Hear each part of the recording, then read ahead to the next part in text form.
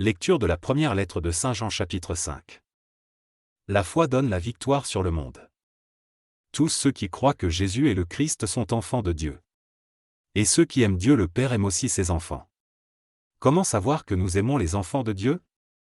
Nous les aimons si nous aimons Dieu et si nous obéissons à ses commandements. Oui, aimer Dieu, c'est garder ses commandements. Et ces commandements ne sont pas difficiles, parce que tous ceux qui sont enfants de Dieu peuvent vaincre le monde. Et ce qui nous rend vainqueurs du monde, c'est notre foi. Qui donc est vainqueur du monde? C'est seulement celui qui croit que Jésus est le Fils de Dieu. Les témoins de Jésus-Christ. Jésus-Christ, c'est lui qui est venu avec l'eau et le sang. Il est venu, non pas avec l'eau seulement, mais avec l'eau et aussi avec le sang. L'Esprit de Dieu est témoin que cela est vrai. En effet, l'Esprit de Dieu est la vérité. Il y a trois témoins, l'Esprit, l'eau et le sang, et les trois sont d'accord. Quand des êtres humains sont témoins de quelque chose, nous les croyons.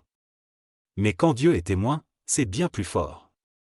Et voici le témoignage de Dieu, il a rendu témoignage à son Fils. Celui qui croit au Fils de Dieu porte ce témoignage dans son cœur.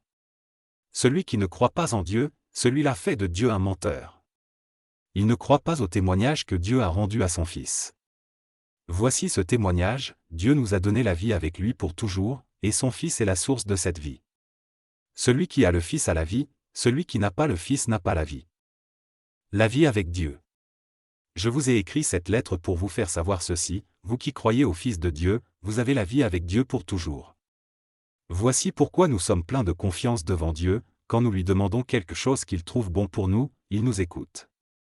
Nous le savons, Dieu écoute toutes nos demandes. Alors, ce que nous lui demandons, nous l'obtenons, c'est sûr. Si quelqu'un voit son frère ou sa sœur commettre un péché qui ne conduit pas à la mort, il doit prier. Alors Dieu donnera la vie à ce frère ou à cette sœur, si vraiment son péché ne conduit pas à la mort. Mais il y a un péché qui conduit à la mort, et je ne dis pas de prier pour ce péché-là. Toutes les actions mauvaises sont des péchés, mais il y a des péchés qui ne conduisent pas à la mort. Nous le savons, tous ceux qui sont enfants de Dieu ne commettent plus de péché. En effet, le Fils de Dieu les protège, et le mauvais ne peut pas les toucher.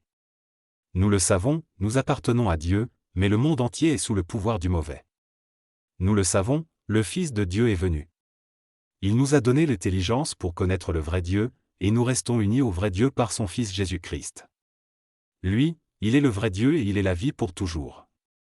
Mes enfants, faites attention. Ne suivez pas les faux dieux.